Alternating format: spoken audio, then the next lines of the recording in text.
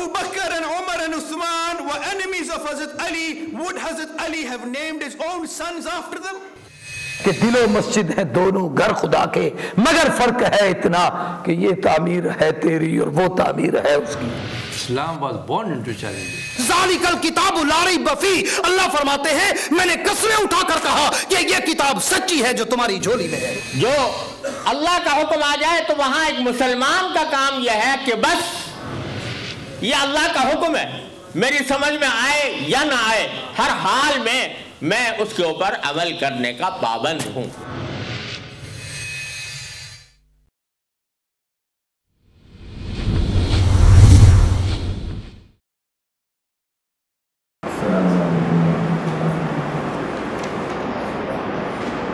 الحمدللہ وکفی وسلام علی عبادہ المصطفیٰ.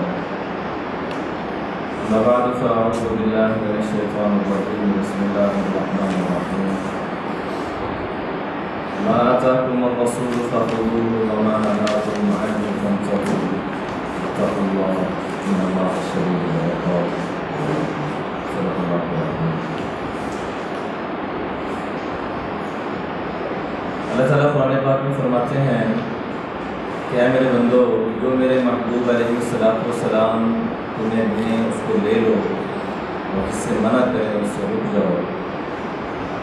ہمارا جو زندگی سنت کے مطابق بنائے، سنت کا سلسلہ جو چل رہا تھا اس میں کیونکہ وضو کا معاملہ بھی آیا کہ گھر سے وضو کر کے نکلنا یہ سنت ہے، اس لیے وضو کے فرائض کو بھی ذکر کرنا ضروری سمجھا.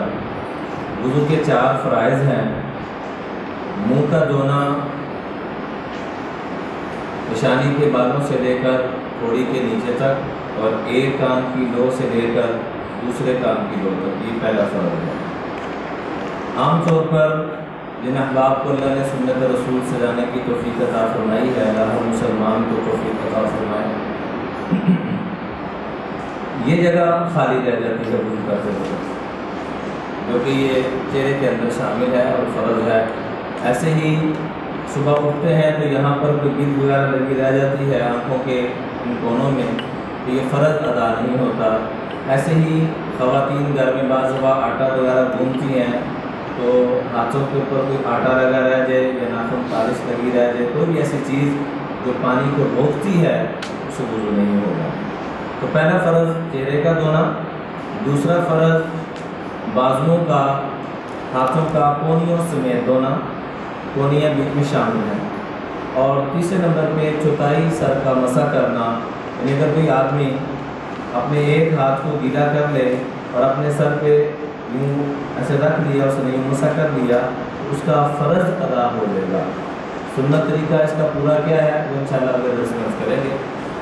اور چوتھے نمبر پہ دونوں پاؤں کا دھونا، یہ 4 اس کے فرض ہیں. اس کی مزید تفصیل اگر آپ دیکھنا چاہیں تو سورۃ المائدہ کے اندر موجود ہے. اس کے بعد مسنون دعاؤں کے حوالے سے وضو کے بعد کی جو دعا ہے دوسرا کلمہ، اس کے بڑے فضائل آئے ہیں. فرمایا اللہ تعالیٰ اس کے لیے وضو کے بعد دوسرا کلمہ پڑھتا ہے تو اللہ تعالیٰ اس کے لیے جنت کے دروازے کھول دیتے ہیں. دوسرا کلمہ اشہدو، میں گواہی دیتا ہوں. آپ بھی پڑھ لیجیے. اللہ الہ الا اللہ، اللہ الہ الا اللہ، کہ اللہ کے سوا کوئی عبادت کے لائق نہیں. وحدہ، وہ اکیلا ہے. لا شریک لہ، اس کا کوئی شریک نہیں. لا شریک لہ، بولیے، اس کا کوئی شریک نہیں. وَأَشْهَدُ، اور میں گواہی دیتا ہوں، ان محمدًا، حضرت محمد صلی اللہ علیہ وسلم، عبدہ ورسولہ، اس کے بندے اور رسول ہیں. اس کے بعد چہر حدیث کے حوالے سے دوسرا کلمہ تو تقریباً سب کو یاد ہی، لیکن پھر بھی احتیاطاً 2-3 دفعہ سارے مل کے پڑھ لیتے ہیں. اشہد ان لا الہ الا اللہ وحدہ لا شریک لہ واشہد ان محمدا عبدہ ورسولہ. 2-3 دفعہ آپ خود بھی پڑھ لیجیے.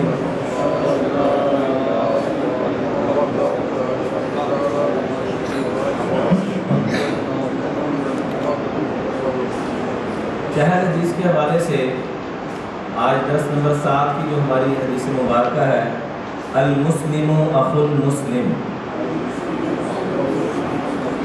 مسلمان مسلمان کا بھائی ہے، مسلمان مسلمان کا بھائی ہے، المسلم اخو المسلم، اس کو 3-4 دفعہ ذرا دہرا لیجیے۔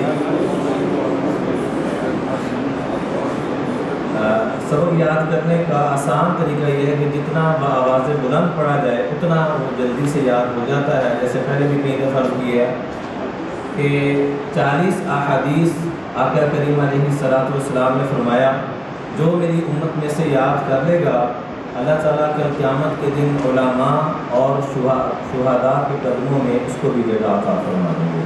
اس لیے پچھلی جو 6 احادیث ہوگی اس کو بھی یاد کر لیجیے، اگر کسی بھائی نے نہیں یاد کی یا ہماری کسی بہن سے نہیں یاد ہو سکی تو پچھلی بھی یاد کریں۔ پورے ہفتے میں یہ 2 لفظ یاد کرنا کیا مشکل کام ہے؟ ابھی بیٹھے بیٹھے یاد ہو جائے گا، اللہ کے فضل سے تھوڑی سی توجہ کی ضرورت ہے۔ میں پڑھتا ہوں، پھر دوبارہ ذرا 4-5 دفعہ اس کو دہرا لیجیے۔ المسلم اخو المسلم، ذرا اونچی آواز سے دوبارہ پڑھ لیجیے۔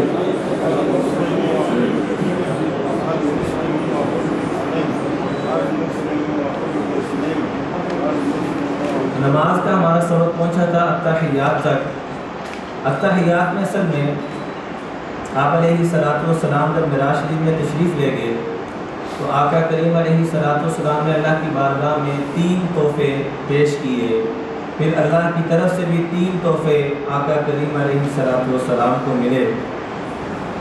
پہلا تحفہ جو حضور علیہ السلام نے اللہ کی بارگاہ میں پیش کیا وہ یہ تھا التحیات للہ، پڑھیے، کہیں آواز آ رہی؟ التحیات نہیں، التحیات للہ،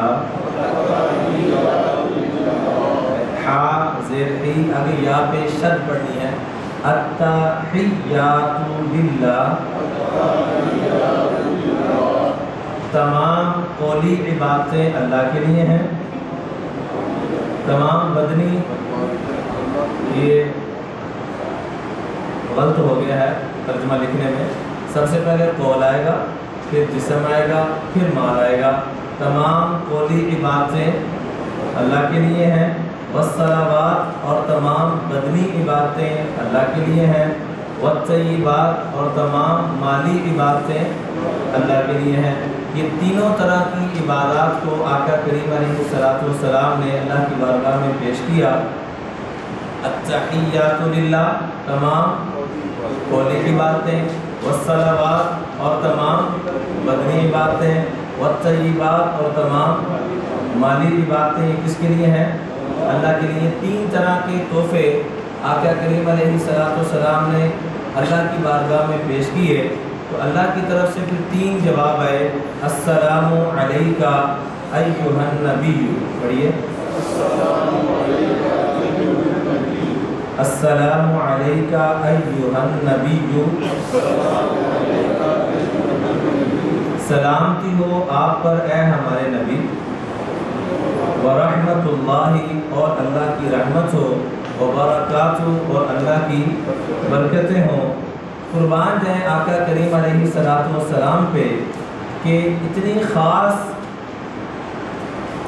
موقع پہ، اتنی خاص جگہ پر اور اتنے خاص موقع پر بھی مجھے آپ کو یاد رکھا، اور وہاں پر بھی کیا کہا؟ السلام علینا وعلی عباد اللہ الصالحین، اے اللہ ہم پر بھی سلامتی ہو اور آپ کے جتنے نیک بندے ہیں، میرے جتنے نیک امتی ہیں، ان سب پر بھی سلامتی ہو۔ یہ السلام علینا کے اندر علماء نے ایک عجیب بات لکھی ہے کہ آپ علیہ السلام نے جو لفظ بولا السلام علینا، اس کا ترجمہ کیا بنتا ہے؟ سلامتی ہو ہم پر، اور آگے کیا لفظ ہے؟ وعلی عباد اللہ الصالحین، اور اللہ کے سارے نیک بندوں پر۔ اس میں بڑی عجیب بات لکھی ہے کہ آقا کریم علیہ السلام نے نیک بندوں کا تو تذکرہ فرما دیا، السلام علینا، سلامتی ہو ہم پر، اللہ جو آپ نے سلامتی، رحمت، برکت تینوں چیزیں فرمائی ہیں وہ ہم پر ہو، تو ہم کے اندر آپ نے اپنے آپ کو بھی لے کر آئے اور اپنی امت کے گناہ گاروں کو بھی لے کر آئے۔ وعلی عباد اللہ الصالحین، نیکوکار کو تو الگ ذکر کر دیا، فرمایا السلام علینا جو جمع کا صیغہ لے کے آئے ہیں اس کے اندر اور کس کو شامل کیا؟ تو فرمایا اپنی امت کے گناہ گاروں کا پہلے تذکرہ کیا کہ اے اللہ میری امت کے گناہ گاروں پر بھی یہ سلامتی، یہ رحمت اور یہ برکت ہو، وعلی عباد اللہ الصالحین، اور میرے جتنے نیک امتی ہیں ان سب کے اوپر بھی سلامتی، رحمت اور برکت ہو۔ جب فرشتوں نے اس مکالمے کو سنا تو ہر فرشتہ یہ بول اٹھا اشہد ان لا الہ الا اللہ و اشہد ان محمدا عبدہ و رسولہ، تو سب فرشتوں نے پھر کلمہ شہادت کا اقرار کیا اور اس مبارک کلمہ طیبہ کو پڑھا۔ تو دوبارہ اس کو پڑھ لیتے ہیں، التحیات للہ، بولیے، تمام قولی عبادتیں اللہ کے لیے، والصلوات، تمام بدنی عبادتیں اللہ کے لیے، والطیبات، اور تمام مالی عبادتیں اللہ کے لیے، السلام علیکہ ایھا النبی، اے نبی آپ پر ہماری سلامتی ہو، ورحمۃ اللہ، اور اللہ کی رحمت ہو، وبرکاتہ، اور اللہ کی برکتیں ہوں۔ آگے سے حضور علیہ السلام نے کیا عرض کیا؟ السلام علینا وعلی عباد اللہ الصالحین، سلام ہو ہم پر اور اللہ کے تمام نیک بندوں پر۔ تو ہم سے مراد حضور بھی ہیں اور حضور کے سارے گناہ گار امتی۔ ہم سے مراد کون کون ہیں؟ حضور بھی ہیں اور حضور کے گناہ گار امتی۔ وعلی عباد اللہ الصالحین، اور اللہ کے تمام نیک بندوں پر۔ اور اس کے بعد کلمہ شریف فرشتوں نے جب یہ مکالمے کو ان تک پہنچا تو انہوں نے کیا؟ لا الہ الا اللہ و اشہد ان محمدا عبدہ و رسولہ، کہ میں گواہی دیتا ہوں اللہ کے علاوہ کوئی معبود نہیں، اور میں گواہی دیتا ہوں کہ حضرت محمد صلی اللہ علیہ وسلم اللہ کے بندے اور ان کے رسول ہیں۔ تجوید کے حوالے سے جو آج کا ہمارا درس ہے، مخرج نمبر 6، جیم، شین اور یا، زبان کا درمیان جب تالو کے درمیان سے لگے گا، زبان کا درمیان کس کے ساتھ لگے گا؟ تالو کے ساتھ لگے گا، تو اس سے یہ 3 حرف ادا ہوں گے۔ یہ مخرج نمبر 6 ہے، اس سے پہلے 5 مخارج ہم عرض کر چکے ہیں۔ مخرج نمبر 1 کیا عرض کیا تھا جی؟ حمزہ، ہا، یہ کہاں سے ادا ہوں گے؟ گلے کا وہ حصہ جو سینے کی طرف ہے۔ مخرج نمبر 2 کیا ہے؟ گلے کا وہ حصہ جو درمیان میں ہے، یہاں سے کیا ادا ہوگا؟ عین، حا۔ اور مخرج نمبر 3 گلے کا وہ حصہ جو منہ کی جانب ہے، وہاں سے بھی 2 حرف ادا ہوں گے، غین، خا۔ درس نمبر 4 کے اندر آپ کو یاد ہوگا کہ نقشہ دیا تھا، اس نقشے کے مطابق اگر ہم الف با تا سا کو اس حساب سے یاد کر لیں گے تو اللہ کے فضل و کرم سے ہمیں کل 29 حروف ہیں اور 17 مخارج ہیں۔ الحمدللہ آج ہم 7 نمبر مخرج تک پہنچ گئے ہیں۔ تو جیسے یہ 3 آسان ہیں، اگلے 4 بھی ہم پڑھ چکے ہیں الحمدللہ، تو اگلے جو 10 ہیں وہ بھی بڑے آسان ہیں۔ اس ترتیب سے یہاں سے لے کر ہم نے یہاں تک آنا ہے، تو ترتیب وار اس کا تکرار بھی کرتے رہیں، اور مقامی طور پہ ہم اس کی مشق بھی اپنے کسی نہ کسی مولانا صاحب کے آگے گزارش کر کے یا کسی قاری صاحب سے عرض کر کے اپنی تجوید وہاں پر جب تک مشق نہیں کریں گے اس وقت تک کام قابو میں نہیں آئے گا۔ تو مخرج نمبر 3 غین، خا، یہ کہاں سے ادا ہوگا؟ گلے کا وہ حصہ جو منہ کی جانب ہے۔ پھر زبان کی جو جڑ ہے، منہ کھولیں تو سامنے ایک کوا آدمی کو نظر آتا ہے، تو زبان کی جو جڑ ہے اس کو اس کوے کے قریب تالو پر جب لگائیں گے اس حصے میں، تو وہاں سے موٹا قاف 2 نقطوں والا وہ ادا ہوگا، قاف۔ کیسے ادا ہوگا؟ اور تھوڑا سا منہ کی جانب پڑھیں گے تو کیا ادا ہوگا؟ کیف۔ یہ ہمارے 5 مخرج ہو گئے۔ آج ہمارا 6 نمبر مخرج ہے، یہ زبان کا بھی درمیان اور تالو کا بھی درمیان، دونوں کو جب آپس میں ملائیں گے تو 3 حرف ادا ہوں گے، جیم شین یا. کون کون سے 3 حرف ہیں جی فرما دیجیے ذرا. ماشاء اللہ. اور مخرج نمبر 7 یہ واد. یہ عام طور پہ ہم پڑھتے تو ہیں لیکن نہیں پتہ ہوتا کہ کہاں زبان کو لگانا ہے تو یہ ادا ہوگا. تو زبان کی کروٹ یہ جو حصہ ہے اس طرف والا یا اس طرف والا یہ داڑھوں سے لگے دائیں طرف سے آسانی سے ادا ہوگا اور دائیں طرف سے بھی ادا ہو سکتا ہے. چاہے زبان کی کروٹ کو دائیں طرف لے دیں چاہے بائیں طرف, لیکن بائیں طرف آسانی سے ادا ہوگا. ذرا اس طریقے سے کر کے اور ہونٹوں کو نہ ہلنے دیجیے گا. واد واد. تو یہ ہمارے 7 مخرج الحمدللہ ہو گئے. مخرج نمبر 1 کہاں سے ادا ہوتا ہے جی؟ گلے کے اس حصے سے. اور مخرج نمبر 2 کہاں سے ادا ہوتا ہے؟ گلے کے. اور مخرج نمبر 3 کہاں سے ادا ہوتا ہے؟ گلے کے اس حصے سے جو منہ کی جانب ہے. اور مخرج نمبر 4 قاف وہ کہاں سے ادا ہوتا ہے؟ زبان کی جڑ جب وہ جو کور ہے اس کے ساتھ اس حصے میں تالو پہ لگی تو وہاں سے کیا ادا ہوگا؟ اور تھوڑا سا منہ کی جانب ہٹ کے کیا ادا ہوگا؟ اور آج کا جو مخرج نمبر 6 جیم شین یا یہ زبان کا بھی درمیان اور تالو کا بھی درمیان. اور مخرج نمبر 7 واد یہ کہاں سے ادا ہوگا؟ زبان کی کروٹ.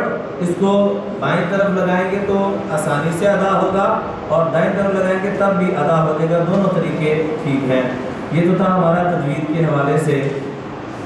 کبیرہ گناہوں کی فہرست کے حوالے سے آقا کریم علیہ السلام نے فرمایا کہ 3 طرح کے آدمی جنت میں اللہ کا عذاب لیے بغیر نہ جا سکیں گے. سب سے پہلے فرمایا جو شراب کا یا کسی بھی نشے کا عادی ہو. دوسرے نمبر پہ فرمایا قاطع الرحم جو رشتے داروں سے قطع تعلق ہی کر دے اس بنیاد پر کہ وہ غریب ہے یا اس نے اس کی بات کو نہیں مانا اور یہ اس سے قطع تعلق ہی کر دے کہ تیری میری بات چیت آج کے بعد ختم. اس کا قصور کیا ہے؟ وہی غلطی وہی قصور. اس کا کوئی امیر رشتہ دار اس سے 10 گنا بھی بڑی کر لے تو اس کو معاف اور درگزر کیا جاتا ہے. اس سے 50 گنا نہیں 100 گنا نیچے درجے کی غلطی غریب رشتہ دار کر لے تو اس سے بول چال ختم کر دی جاتی ہے. تو میں جو رشتہ داروں سے قطع تعلق ہی کرے گا یہ اللہ کا عذاب لیے بغیر جنت میں نہ جا سکے گا. دوسرے حدیث میں آتا ہے ما من ذنب اجدر ان يعجل لصاحبه العقوبہ مع ما يدخر له من البغي وقطيعة الرحم. 2 گناہ ایسے ہیں اللہ نے جزا سزا کا معاملہ قیامت کے ساتھ رکھا ہے مالکی یوم الدین, لیکن 2 گناہ ایسے ہیں کہ جس کی سزا رب دنیا میں دیتے ہیں. وہ 2 گناہ کون سے ہیں؟ نمبر 1 ظلم زیادتی کرنا کسی کے ساتھ بھی, چاہے وہ اپنے بیوی بچے ہی کیوں نہ ہوں, اپنے بہن بھائی کیوں نہ ہوں. اکثر بہنوں کو وراثت نہیں دی جاتی, یہ بہت بڑا ظلم ہے. وراثت کے موضوع پہ انشاءاللہ تفصیلی گفتگو کریں گے. تھوڑا سا جہیز دے کر اور تھوڑا سا اکرام کر کر ہم سمجھتے ہیں کہ ہم نے اپنی بہن کا حق ادا کر دیا. بہت بڑا ظلم ہے, بہت بڑا یہ ظلم ہے. تو رشتہ داروں سے قطع تعلقی کرنا, ظلم کرنا اور رشتہ داروں سے قطع تعلقی کرنا, یہ 2 گناہ ایسے ہیں. اور رشتہ داروں میں سب سے پہلے والدین آتے ہیں. آج ہمارے جمعے کے موضوع میں میراث شریف کا موضوع چل رہا تھا. آقا کریم علیہ السلام نے فرمایا رأیت رجلا مغیبا فی نور العرش کہ میں نے ایک آدمی کو دیکھا کہ رب کا جو عرش ہے اس کے نور میں غوطے لگا رہا ہے. تو میں نے پوچھا نبی ام ملک, یہ نبی ہیں یا فرشتے ہیں؟ تو جبریل علیہ السلام نے کیا یا رسول اللہ نہ یہ نبی ہے اور نہ یہ فرشتے ہیں, بلکہ اس بندے کے اندر 3 خوبیاں پائی جاتی تھیں جس کی برکت سے رب نے یہ اس کو مقام عطا فرمایا. حضور یہ سمجھ رہے ہیں یہاں یہ نبی ہے یا کوئی اعلیٰ قسم کے فرشتے ہیں؟ تو جبریل علیہ السلام نے عرض کیا یا رسول اللہ نہ یہ نبی ہے نہ یہ فرشتے ہیں, بلکہ اس انسان میں 3 خوبیاں پائی جاتی تھی جس کی برکت سے اللہ نے یہ اس کو مقام عطا فرمایا. پوچھا وہ 3 چیزیں کیا تھیں؟ تو سب سے پہلی بات فرمائی रजुलुन लिसानुहु रत्बुन बिज़िक्रिल्लाह, ये हर वक्त अल्लाह का जिक्र करता रहता है, चलते फिरते काम कर रहा है, घर का काम या बाहर का काम, फैक्ट्री का काम या घर का काम, दुकान का काम या घर का काम, कोई भी काम कर रहा है और इसकी ज़ुबान पे क्या जारी है, अल्लाह का जिक्र जारी है। एक तो इसकी ये बरकत है, और दूसरे नंबर पे फरमाया इसके अंदर क्या खूबी पाई जाती थी, रजुलुन क़ल्बुहु मुअल्लक़ुन बिल मसाजिद, इसका दिल मस्जिद की तरफ अटका रहता था, कब मौका मिले और मैं अल्लाह के घर में पहुंचूं, कब मौका मिले अल्लाह और उसके महबूब की बातें सुनने के लिए पहुंचूं। और तीसरी बात जो हमारा मौजू चल रहा था कबीरा गुनाहों के एतबार से, वालिदैन रिश्तेदारों से कता ताल्लुकी करने के एतबार से, तीसरे नंबर पर फरमाया कि इसमें जो खूबी पाई जाती थी, लम यस्तसिब्बा लिवालिदैहि क़त्तु, कभी वालिदैन के साथ इसने उफ तक भी नहीं कहा था, गाली गलोच देना तो बड़ी दूर की बात है, कभी आंख उठा के भी नहीं इसने देखा था। जो वालिदैन ने कहा, जो वालिदैन ने फरमा दिया, इसने हमेशा उसको पूरा किया, चाहे तबीयत ने माना या ना माना। ये तीन खूबियों की बरकत से आका करीम अलैहिस्सलाम ने फरमाया कि अल्लाह के अर्श के नूर के अंदर मैंने आदमी को गोते लगाते हुए देखा। क्योंकि हमारा मौजू चल रहा था कता रहमी करने वाला, तो कता रहमी में सबसे पहले वालिदैन आते हैं, सबसे पहले वालिदैन आते हैं।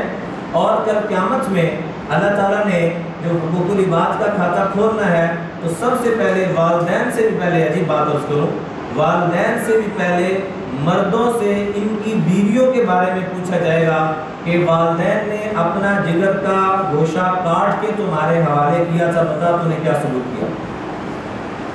हुकूकुल इबाद के एतबार से, हुकूकुल इबाद के एतबार से, बीवियों के एतबार से कल क़यामत में सबसे पहले पूछा जाएगा। और आप गौर कीजिए, अल्लाह ने सबसे पहले जो रिश्ता बनाया है वो वालिदैन और औलाद का नहीं बनाया, सबसे पहले जो रिश्ता बनाया है वो मियाँ बीवी का बनाया, हज़रत आदम और हमारी अम्मा जान हज़रत हव्वा अलैहिस्सलाम। और जन्नत में जब जाएंगे तो इंसान जोड़ा जोड़ा बन के रहेगा, वालिदैन के साथ नहीं रहेगा, अपने बच्चों के साथ नहीं रहेगा। अल्लाह हर एक को वहाँ पर जोड़ा जोड़ा, मियाँ बीवी वहाँ पर भी सबसे पहले जो रिश्ता बना वो भी मियाँ बीवी का, और जो सबसे आखिर में बनेगा वो भी मियाँ बीवी का। इसलिए आपने फरमाया कि तुम में से सबसे बड़ी जन्नत कमाने वाला वो शख्स है खियारुकुम लिअहलिही, जो अपने घर वालों के साथ पेश आता है। मैं जगह ये बयान करके फारूक हुआ तो एक दोस्त आया, कहने लगा मौलाना साहब यही बीवी वहाँ पर भी होगी। मैंने कहा जी वहाँ पर भी होगी। कहने लगा जन्नत जानना की फ़ायदा जो है होते फेर रखी है। तो कई बेचारे ऐसे तंग भी होते हैं, अल्लाह सबकी मुश्किलों को हल फरमाए और आसानी फरमाए। तो गुजारा ये है कि अल्लाह ताला ने सबसे जो ऊंचा रिश्ता बनाया है और सबसे बड़ा इंसान के इम्तिहान और अखलाक, अगर कोई परखना चाहता है कि मेरे अखलाक आला है और मैं बाकी ही आला दर्जे के जन्नत का मुस्तहिक हूँ, तो वो अपने उसके घर वाले जितने नंबर दे दे, जिस इंसान की बीवी जितने नंबर दे दे, वो समझ ले कि उतने फ़ीसद हुजूर के कदमों में वो जन्नत लेने वाला बन जाएगा। तो ये कबीरा गुनाहों के एतबार से तीन तरह के गुनाहों से ख़ास तौर पे हमने बचना है, हर किस्म के नशे से, और दूसरे नंबर पे कता रहमी करने वाला, और तीसरे नंबर पे जादू की तस्दीक करने वाला। आजकल ख़ास तौर पे हमारी ख़वातीन ये थोड़ी सी को मुश्किल परेशानी आती है तो जादू टूने की तरफ चल पड़ती हैं।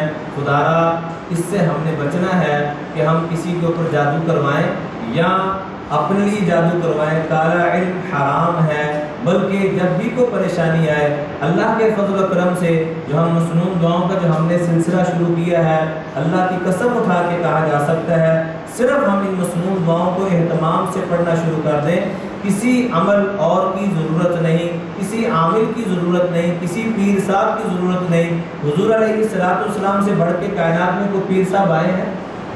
हुजूर से बढ़ के कोई आमिल आए हैं? हुजूर से बढ़ के कोई अल्लाह? उन्होंने वजीफे और दुआएं बतला दी कि ये पढ़ लिया करो, और अगर किसी को वो दुआएं नहीं आती तो उन सारी दुआओं का मजमूआ ये है कि हर काम से पहले बिस्मिल्लाह पढ़ लिया करें। हर काम से पहले क्या पढ़ लिया करें? बिस्मिल्लाह पढ़ लिया करें। तो ये तो था कबीरा गुनाहों के एतबार से जो हमारा दरस था, और आखिर में तरबियत औलाद के ज़रिए उसूल जो हमने शुरू किए हैं, بچوں کی موجودگی میں اگر ہم چاہتے ہیں کہ ہمارے بچے بڑی صفات والے اور وعدہ پورا کرنے والے، سچ بولنے والے، لڑائی جھگڑا نہ کرنے والے بنے، جو ماں باپ بچوں کے سامنے تلخ کلامی نہ کریں. انسان ہے، طبیعت میں بوجھ آ جاتا ہے. حضرت فاطمہ اور حضرت علی رضی اللہ تعالیٰ، ان سے بڑھ کے کائنات میں کیا جوڑا آنا ہے. رب نے سب سے قیمتی جوڑا انبیاء کے بعد جو بنایا، وہ اس جوڑے کو بنایا کہ بیٹی پوری کائنات کی جنت کی عورتوں کی سردار، اور شیر خدا کا کیا مقام ہے وہ بھی آپ جانتے ہیں.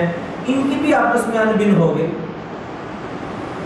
اور حضرت رضی اللہ تعالیٰ عنہ جا کے مسجد میں لیٹ گئے، اور آقا کریم علیہ السلام خود گئے، اور جسم اطہر پر، مبارک جسم پر تھوڑی سی مٹی لگی. تو اس وقت حضرت علی کو لقب ملا، قم یا ابا تراب، ابو تراب کہا جاتا ہے حضرت علی رضی اللہ تعالیٰ عنہ کو. تو یہاں پر حضور نے کہا ہے مٹی والے اٹھ، کیا کر رہا ہے؟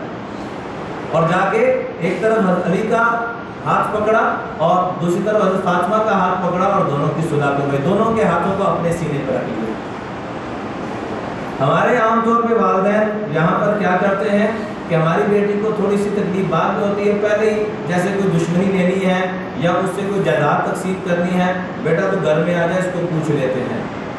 ان چیزوں نے یقین کریں گھروں کو تباہ کیا ہوا ہے. اللہ تعالیٰ ہم سب کو اس سے بچنے کی توفیق عطا فرمائے. تو اولاد کی تربیت اگر کرنا چاہتے ہیں، میرے آپ کے اثرات اولاد میں منتقل ہوں گے.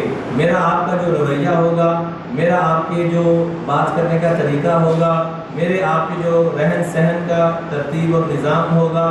اگر ہم بچوں کو چاہتے ہیں کہ وہ 5 وقت کی نماز پڑھیں، تو ہمیں تھوڑا سا اگلا درجہ اٹھانا پڑے گا کہ ہم تہجد میں آئیں گے تو بچے نماز پڑھائیں گے. ہم یہ کہتے ہیں کہ ہم تو فرض نماز بھی نہ پڑھیں، اور بچہ جو ہے وہ پیران پیر عبد القادر جیلانی رحمۃ اللہ علیہ کے درجے تک پہنچ جائے اور اس نظام پہ آ جائے. تو ایسے نہیں ہوگا.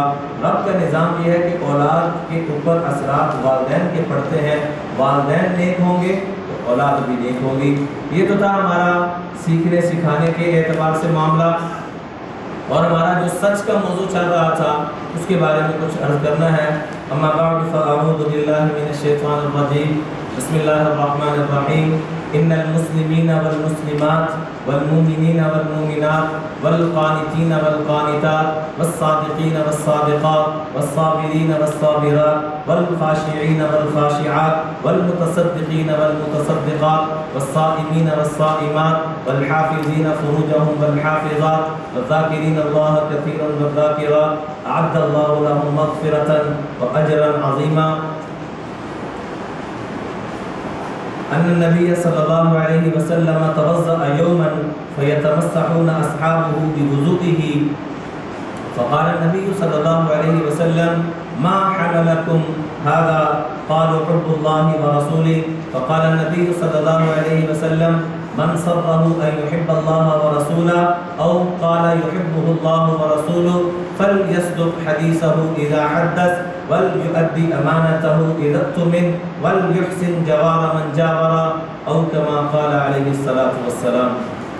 ہمارے جو سچ کا موضوع چل رہا تھا، اللہ تعالیٰ نے قرآن پاک کے اندر جہاں پر بھی ایمان والے مردوں کو حکم دیا ضمناً، اور ان کی اتباع میں خواتین کو بھی حکم دیا. نماز کتنا اہم رکن ہے، روزہ کتنا اہم رکن ہے، زکوٰۃ کتنا اہم رکن ہے، حج کتنا اہم رکن ہے. آپ کو پورے قرآن میں عورتوں کی طرف اللہ کو خطاب کرتے ہوئے آپ کو قرآن پاک میں یہ اسلوب نہیں ملے گا. یوں فرمایا اقیموا الصلاۃ آتوا الزکاۃ واتموا الحج والعمرۃ للہ. نماز، روزہ، زکوٰۃ، حج سب کو مردوں کو خطاب کیا، خواتین کو خطاب نہیں کیا.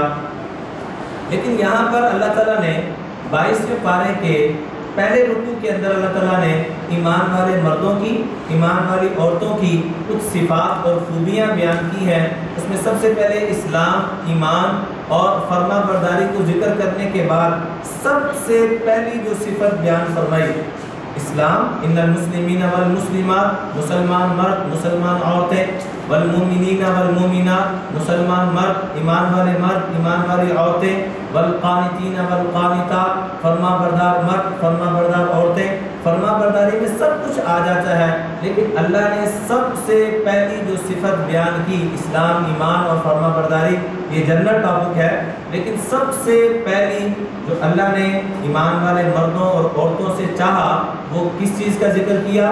والصادقین والصادقات، سچ بولنے والے مرد اور سچ بولنے والی عورتیں۔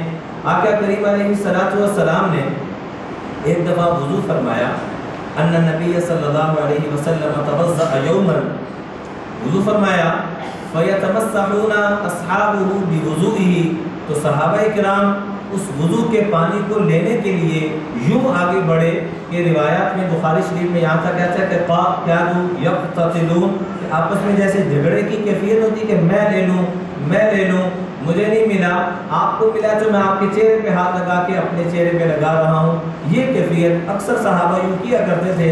ایک دفعہ آپ نے جب یہ دیکھا تو پوچھا ما حملکم علی ھذا، حالانکہ یہ وہ پانی ہے جو اللہ کو کائنات کے سارے پانیوں سے افضل اور اعلیٰ ہے، جس کی نسبت آقا کریم علیہ الصلوۃ والسلام کے ساتھ ہو گئی، تو لیکن اس کے باوجود صحابہ برکت لے رہے ہیں، اور یقیناً یہ برکت ہے، کیا خیال ہے؟ یقیناً یہ بہت بڑی برکت کی چیز ہے کہ حضور علیہ الصلوۃ والسلام کا لگا ہوا، جس میں اثر کا لگا ہوا وہ پانی وہ صحابہ بھی لے رہے ہیں۔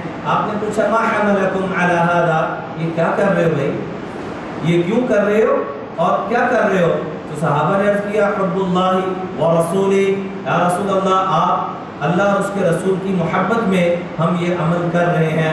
آپ نے فرمایا سن لو، دھیان سے سن لو، اور قیامت تک آنے والے انسانوں تم بھی سن لو کہ جو مجھ سے اور اللہ سے محبت کرنا چاہتا ہے، من سرہ ان یحب اللہ و رسولہ، جو یہ چاہتا ہے کہ اللہ اور اس کے رسول سے خوب محبت کرے، یا یوں فرمایا اس سے بھی اور اعلیٰ درجے کی بات، دیکھیے صدر وزیر کو یا کوئی بھی اچھی پوسٹ پہ بیٹھا ہو، اس کے ملنے کو ہر ایک پسند کرتا ہے اور اس سے بات چیت اور تعلق بنانے کو کہ وہ مجھے چاہنے والا بن جائے، حالانکہ وہ بھی فقیر ہے، یہ چاہنے والا بھی فقیر ہے، لیکن اللہ کی قسم جو آگے جملہ آقا کریم علیہ الصلوۃ والسلام نے فرمایا او یحبہ اللہ ورسولہ، جو یہ چاہتا ہے کہ اللہ بھی اس سے پیار کرے اور اس کا رسول بھی اس کو اپنا محبوب بنا لے، کتنی بڑی بات ہے۔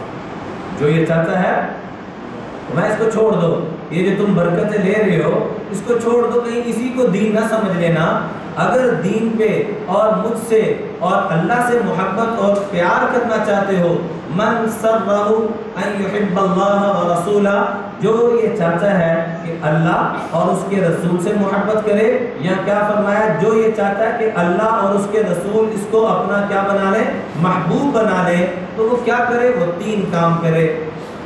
وہ کتنے کام کرے؟ تین کام کرے۔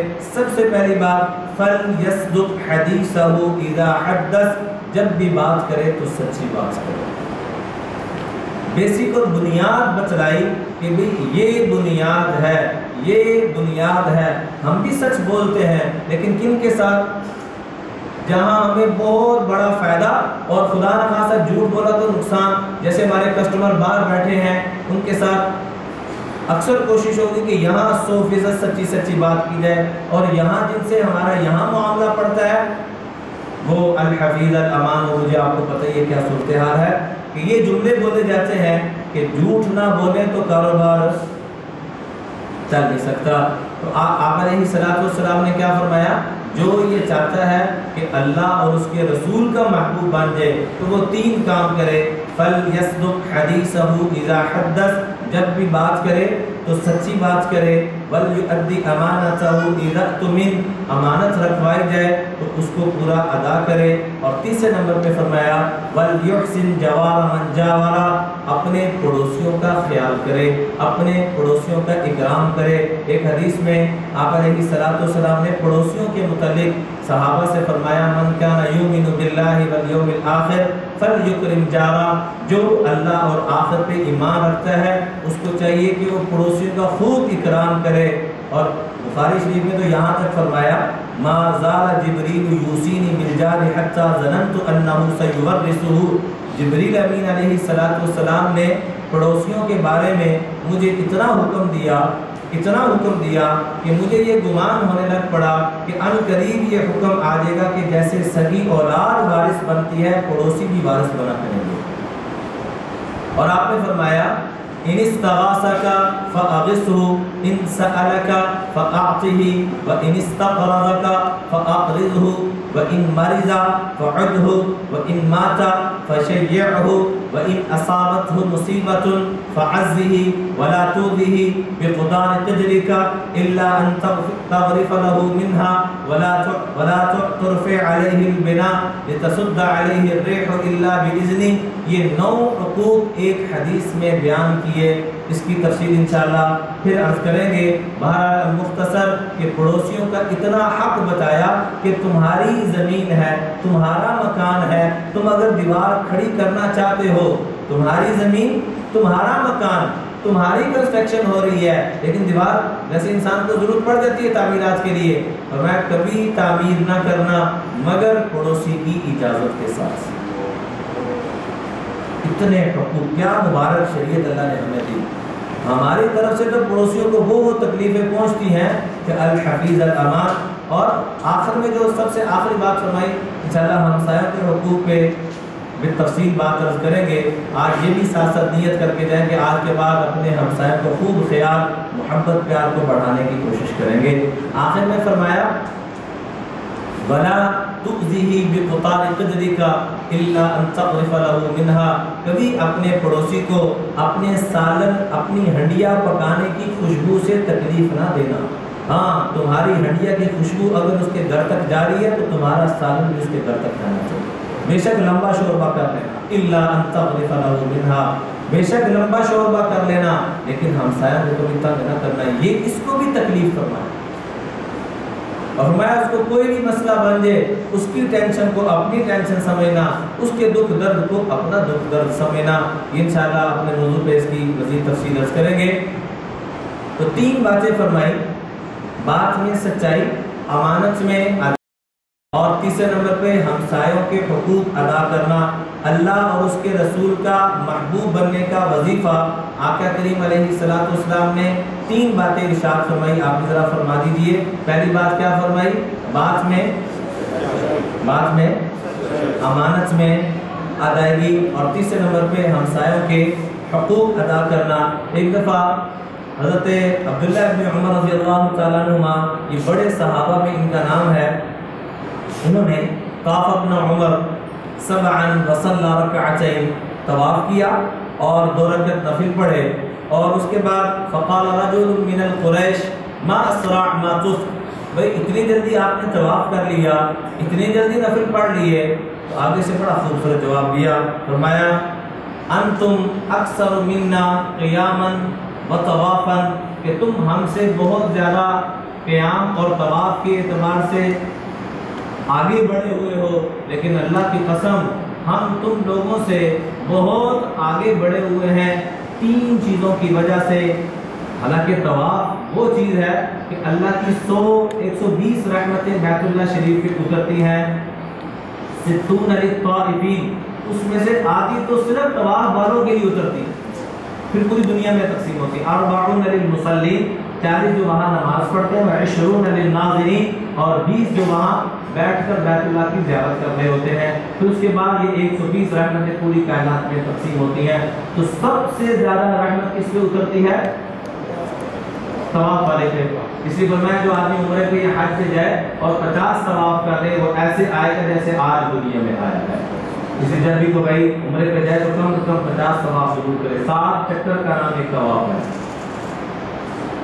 لیکن اس سے بھی بڑی بات فرمائی عبداللہ بن عمر نے، کیا فرمایا؟ انتم اکثر منا طوافا وقیاما ونحن خیر منکم، لیکن اگلی بات سن لو، ہم تم سے بہت آگے چلیں گے۔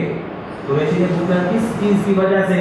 تو 3 چیزیں جو پیچھے عرض کی تھی حضرت علی رضی اللہ تعالیٰ عنہ کی، وہ 3 باتیں کہ 3 باتیں ہم لوگوں کو دے دیں، لوگوں سے 3 باتیں اللہ، 3 کام اللہ لوگوں سے وہ کروائے گا جو کسی وزیر کے لیے بھی نہیں ہو رہے ہوں گے، کسی فقیر کے لیے بھی نہیں ہو رہے ہوں گے۔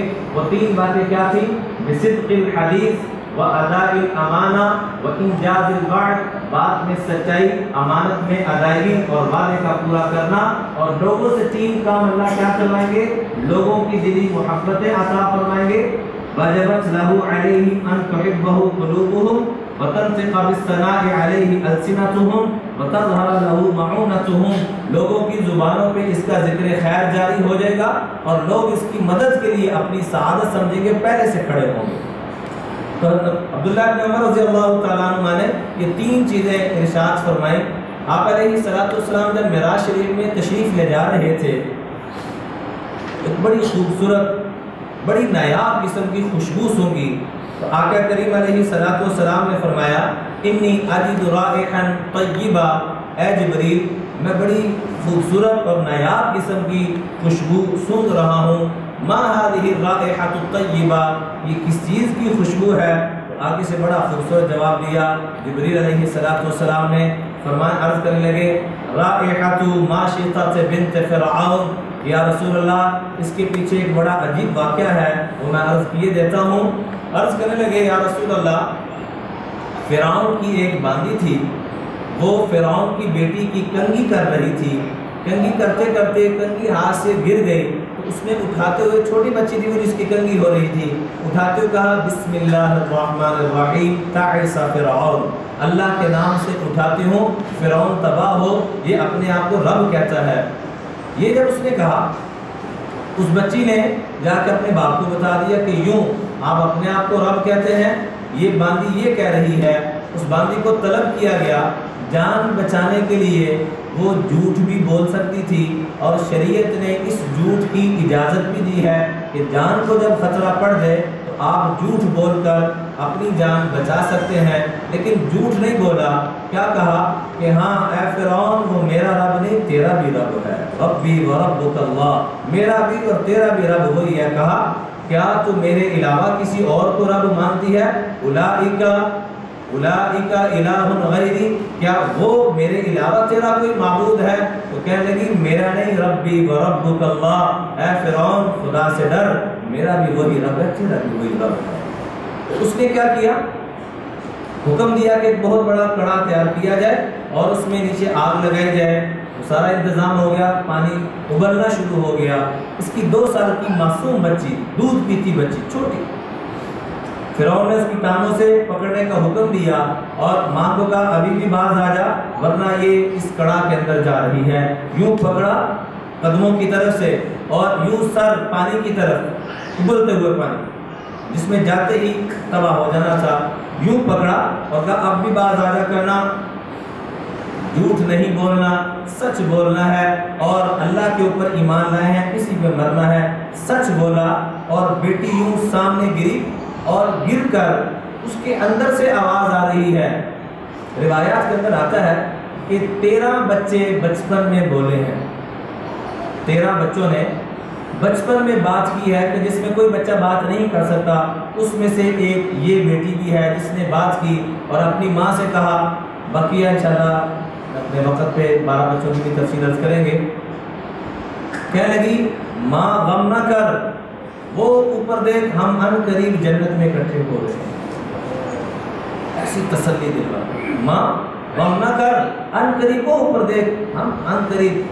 جھوٹ نہ بولنا ماں، اسی ایمان پہ پکی رہنا اور جھوٹ موٹ کا بھی نہ کہنا کہ میں تجھے رب مانتی ہوں. ہم نے سچ پر ہے، ایمان پر ہے، ہم نے اسی سچائی اور ایمانداری پہ رہنا ہے. اور بچی اس کے بعد جھلس گئی. دوسری بچی کو پکڑا گیا اور پھر اس کو بھی یوں ڈالا گیا، پھر اس کو پکڑا گیا، اس باندی کو، اس کو بھی یوں بیچ میں ڈال دیا گیا. تو جبریل علیہ السلام نے عرض کیا رائحۃ ماشطۃ بنت فرعون، یا رسول اللہ یہ اس فرعون کی جو باندی تھی اس کی ہڈیوں سے یہ خوشبو سے ساری یہ فضا مؤثر ہے. وہ خوشبو پھیلی ہوئی ہے جس نے سچ بول کر اپنی جان کو نچھاور کر دیا لیکن جھوٹ نہیں بولا. جھوٹ بول کر جان بچا سکتی تھی لیکن جھوٹ نہیں بولا. اپنی دونوں بیٹیوں کو بھی ذبح ہونے دیا، اپنے آپ کو بھی ذبح کروا لیا لیکن سچ کا دامن نہ چھوڑا. ہندوستان کے اندر بڑا ایک عجیب واقعہ پیش آیا.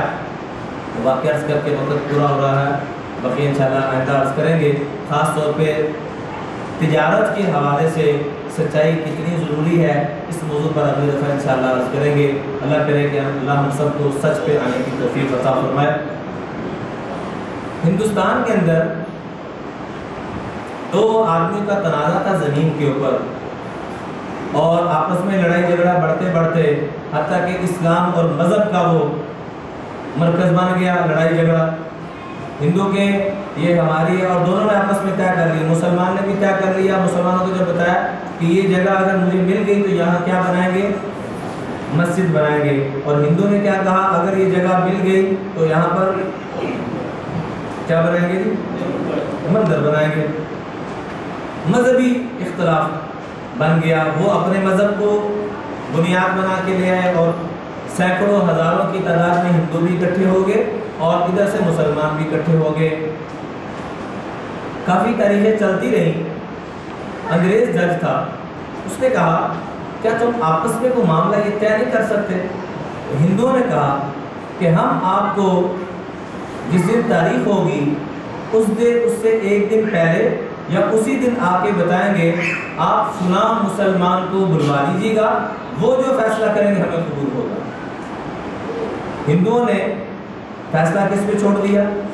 مسلمان مولانا صاحب کے اوپر، بہت بڑے اللہ والے تھے، ان پہ چھوڑ دیا، لیکن اس وقت نام نہ بچایا۔ جب مسلمانوں میں بات پھیلی نا تو مسلمانوں میں مٹھائیاں تقسیم کرنا کہ برے سے برا مسلمان بھی آئے گا تو وہ کیا کہے گا، کیا بننی چاہیے، مسجد بننی چاہیے۔ اور ہندو آپس میں جو بقیہ ہندو تھے انہوں نے رونا شروع کر دیا، تو کام گڑبڑ ہو گیا۔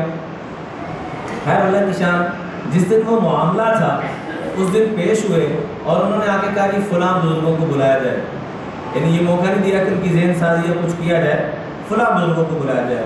اور جب مسلمان نام سنا تو خوشی سے نعرے مارنا کہ اتنے بڑے بزرگوں کو بلایا جا رہا ہے۔ مسلمان وہ مولانا صاحب پہنچے، وہ بزرگ اللہ والے پہنچے، اور ان کو واقعے کا بھی سارا پتہ تھا۔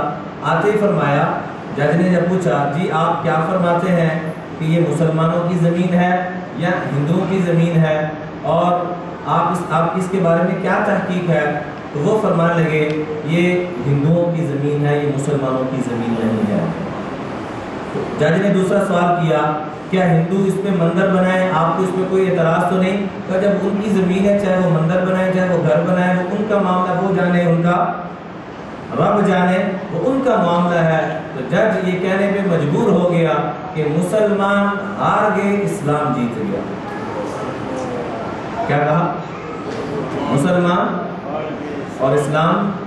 اور جب یہ جملہ ہندوؤں نے سنا تو سب کی آنکھوں میں آنسو، اور روتے ہوئے کہا کہ ہمیں بھی کلمہ پڑھائیے یہاں مسجد بنے گی، ہمیں بھی کلمہ پڑھائیے یہاں مسجد بنے گی۔ میرے عزیزوں، میرے انتہائی قابل احترام بھائیوں، دوستوں، اور میری قابل احترام خواتین، ماؤں، بہنوں، بیٹیوں، آج ہم نیت کر کے جائیں کہ آج کے بعد جان جاتی ہے تو چلی جائے، لیکن آج کے بعد سچ کا دامن نہیں چھوڑیں گے۔ اللہ تعالیٰ سے دعا ہے کہ اللہ تعالیٰ ہم سب کو سچ بولنے کی توفیق عطا فرمائے۔ وآخر دعوانا الحمدللہ رب العالمین، الحمدللہ رب العالمین، والصلاة والسلام علی رسول الکریم۔ ربنا آتنا فی الدنیا حسنۃ وفی الآخرۃ حسنۃ وقنا عذاب النار۔ اللهم أعنا على ذكرك وشكرك وحسن عبادتك، اللهم إنا ضعفاء فقونا، اللهم إنا أذلاء فأعزنا، اللهم إنا فقراء فأغننا يا أرحم الراحمين۔ نسألك تمام العافية ودوام العافية والشكر على العافية۔